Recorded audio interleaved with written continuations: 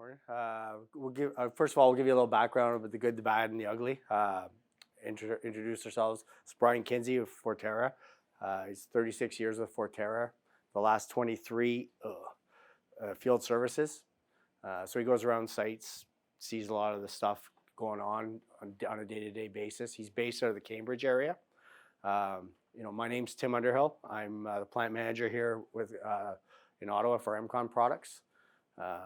I've had the fortune of going to sites over my last 16, 17 years as well. And, 3 years ago, 3+ years ago, we were asked to put something together and base it off of that knowledge that we've kind of gained going to sites. And, in talking and putting it together, we came up with what we called the good, the bad, and the ugly. And, there's a common, misnomer belief, for guys on site that concrete's indestructible. Doesn't matter, and do whatever I want, and it's concrete, right? And in the end, like what we found is it's important how guys, handle it, store it, install it, and that they take the necessary precautions because it's designed in a certain way not to be squeezed, not to be dropped, not to be banged, not to be point loaded. And these are common things that we saw and have seen over our time going to sites and not to be truthful, not only at sites, but like what we have to deal with on a day-to-day basis in our own plants. So, we have the same issues. We use forklifts to handle the product after we make it, put it away, pile it up. And, we see the difference when we don't have, if we have new employees, new guys doing these jobs, we have our damage, our waste goes up. And I said they're the same problems that we see on site. And on site, we also notice that they tend to, cut corners or do jobs to get it done versus really worry about what the final consequence is. And in talking to them 3 years ago and even yesterday, well, we realized like they don't hear about it. Like they come in, they install it, and they're gone to another job, and somebody else has to come in and deal with the problem. So we put together this presentation to kind of try to get it in front with those people to let them know you cut a corner here, it's going to have a consequence. And at that point, we have to get involved, and it turns into being a lot of finger pointing and your fault, whose fault it is. And the dialogue three years ago with the contractors was excellent. It was really well done and like well received. And we weren't here to point fingers and say how you're doing it is wrong. We understand they have restrictions, they have limitations, and we put together what we feel is the best practice, made them aware what they might be doing could cause issues and where to cause issues, and to try to see it out front. And then, if you have something where you drop it, you bang it, you look at it, but don't just put in a broken piece. Don't just install. You reset. You're homing a pipe. You pull it out. You put it in. You pull it out. You put it in. Make sure you reset the gasket. You do the same thing with a manhole. You drop it down. Oh, the steps aren't lined up. You pull it up, drop it down again. You got to reset the gasket. You can't just up, down, drop it, and then assume everything's fine. And like I said, in the end, I think it's been. Like I said, it was very well received 3 years ago. Yesterday's conversation was a little bit like pulling teeth at times, but we heard a lot of feedback yesterday, even from guys saying, "Oh, I lubed the bells to put in a 450 pipe just to make it easier," and we're like, that's the gasket's pre-lubed, so you don't have to do that. Like it's already easy enough. So as I said, we think with the group yesterday we had some positive feedback. I said it wasn't the conversation that we had yesterday, it wasn't the conversation we had 3 years ago, but it's still happening. I said our hope with having you guys in is, maybe you see some of these things, you understand, that shouldn't be happening that way, or maybe give us some feedback as to know that we're seeing some of this stuff happening as well. And that's what, in the end, what we're looking for, because we think we could be a helpful partner in making things more, make things go more smoothly versus, having to deal with issues 2-3 months later after they've run the cameras through and like, why is this leaking? Why is this cracked? Why is this broken? So I said, the more people we kind of get out in front of it and inform them on, I said, we're hoping to have that continuous dialogue to be a partner in fixing these problems as they continue to go on. So Brian will take you through the presentation, and then if you have any questions or comments. Okay, I'm going to start with the pipe, handling of the pipe. What we like to see is 900 millimeters and smaller, handling it with the slings properly. There's 975 and up, using the swift lift and proper rigging, you know, carrying it around, moving it, but that's not going to happen on site. You know, that's too time consuming for a contractor to hook up every piece and move it around, offload it. So most times what's going to happen, they're using the rubber tire to offload stuff and move it around site. So what we try to get them to do is, you know, if you're going to offload it, pipe always from the bell end, never from the spigot end. You know, and if you can, get a tire on there or something to give it a bit of a buffer so it's not concrete on steel. Offload it as close to where you're going to be installing it. So you're not offloading a load of pipe one side of the site and it's got to be the other side. You know, so middle of winter, -30, and the site's all rutted up and frozen and they're bouncing across the site with a couple pipe on their forks and they're flopping around. And, you know, it's just going to damage the pipe. So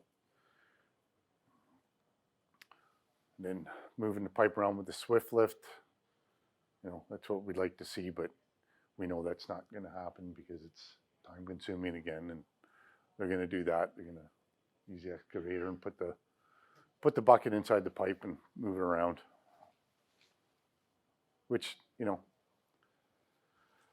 it's not a terrible thing, but it's nature of the beast. It's what they do, right? That's, you know, consequences of handling it with the forks and not using like a tire on the end to have a bit of a buffer, and, you know, you pick it up from the spigot end when you hit one rut, and that's what's happening. Storage on site, you know, like to see nice neat piles piled up nice, and but the way they stack it a lot of times is not quite what we'd like to see, but they're getting better at it because they know that, you know, a lot of the damage occurs in the way they stack it on site. So, you know, try to get them to put it up on boards, keep it out of the mud, you know, or I think this is one of the best ways to do it is get some clear stone down, set it on top of that, you know, so it's not sinking into the mud and freezing, and then they got issues after trying to bang the pipe out of the ground and out of the frozen material, and then it's all stuck to the bottom of the pipe, and, you know, as opposed to it sitting in the mud there, and, you know, if that freezes, then they got to run into it with the loader and try to get it unstuck, you know, or something like that, where they get the bell on bell and spigot on spigot. You know, it's just causing problems. And, you know, this one's not even, it's floating in the air almost, and they move this piece, one of the pieces on the other side is just going to drop down, and, you know, and then your gaskets, you know, when they show up on site, they shouldn't install them right away. Wintertime, keep the gasket somewhere warm. You know, warm gasket's a lot easier to install on a piece than a frozen gasket. In the summertime, you know, they shouldn't be putting the gaskets on the pipe in the summer and then letting them sit out in the sun and getting all them UVs on them, because it breaks down the rubber. You know, throw them inside the pipe, keep them out of the sun and the elements, and put them on when you're about to use them. You know, installation of the pipe using the proper rigging. You know, Swift Lift has a design on how you should be installing the pipe with a 3-way chain, but there's very few contractors in Ontario that use the 3-way chain because it's a little bit more time consuming, but it works pretty neat. It's homes the pipe nice, really nice and evenly, but it's more time consuming for the contractor and a couple extra steps. So what they'll do is they'll put the pipe in and take one Swift Lift off the one end and just use the one to home the pipe. So, but they got to realize that when you're doing that, there could be issues down the road as to how how much stress they're putting on pulling that in, and you know, could be causing problems in that joint. And then they're trying to get their pipe on grade, a little high there, so they're trying to push it down. They should never do that. Never put the teeth of the bucket on the pipe like that and try to push it down. You're just creating a point load on that pipe, which not designed to take that. You know, if they have to get them to curl, that they should be curling the bucket and getting a piece of wood in between the concrete and the bucket, push it down, give it a little bit of cushion. See, it's what could happen. They damaged that swift lift pushing down on it, and then they broke off the end of the bell. You know, so if they want to take that out, that swift lift probably useless to them. You know, then backfilling, putting frozen material in for backfilling, not good. They finish backfilling that on the top, and that stuff thaws out. You know, not the best practice. You know, end up with something like that or that. You know, having them keep the trench width nice and wide, nice width between the pipe and the wall of the trench. You know, get that material under the haunches of the pipe and compact it nice with the jumping jack.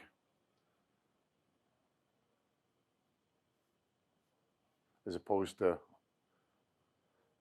that, you're not getting a jumping jack in between the wall of that trench and the pipe. It's going to be hard to get your proper compaction in the haunches there. That side's fine, but this side, no, it's not good. And that one, you're not getting anything in that one.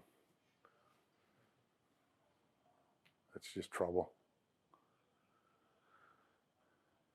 And setting the pipe, resetting. They got to take the pipe out. They got it homed already. Got to fix the grade. It's either too high, too low. You know, take the minute, 2 minutes to fix the gasket, check it. Save a lot of issues down the road. You know, you could end up with a broken bell or something in there. You know, and again, lubing the bells with a self-loop gasket, that's a no-no, because that gasket's not going to function the way it's supposed to. And that one, they had to reset the pipe and never check the gasket, and it slipped off on them. So your gasket and hanging in the pipe. And that one's got a broken bell, that crack in there, going the circumference of the bell. The gasket was probably folded already. They had to reset the pipe, and it was rolled, so pop the bell out. And then getting into the handling of the manholes, you know, using the proper rigging, using all swift lifts that are in the piece. Don't cheat and use 3 or 2. If it's got 4 in it, use all 4. You know, use your proper lengths in your rigging with the chains and cables, so you're not putting too much stress in them swift lifts and the product itself. You know, and again, with the manhole sections, moving it around on site with the rubber tire. You know, try to offload the stuff as close to where it's going to be installed, so you minimize on handling and moving around site. So a lot of times they'll pick that up, and if he doesn't get the forks far enough under and then lifts up, he's just going to score the underside of that bell or take a chunk out of it, and that's an issue down the road. And then the offloading, you know, that guy's not following proper procedure offloading. 2 pieces at a time. Should never be taking 2 pieces at a time. He's got the heavier one on top, so that could spin on him. Using too short of chains there, digging into the spigot. So that's where your gasket sits, so, you know, that's compromised. It's not good. You know, very short cables. It's pulled the piece apart. So, concrete. You guys saw it somewhere? Yeah.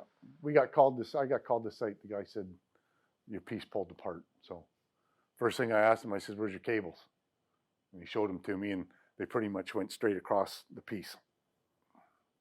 So there was no, just a small contractor, not used to putting big product in, and, you know, doesn't have the proper rigging. So thought he'd get away with it, which no, You know, storage again with the manholes, you know, try to keep it up, get it out of the mud on boards, or get a load of gravel in, clear stone, something to keep it out of the mud and keep it clean. Save the guys down the road from, you know, when they go to install it, that there's not a bunch of frozen material or mud underneath in the bell that they have to get underneath and clean out. So just, it's a time saver really, you know, and safety.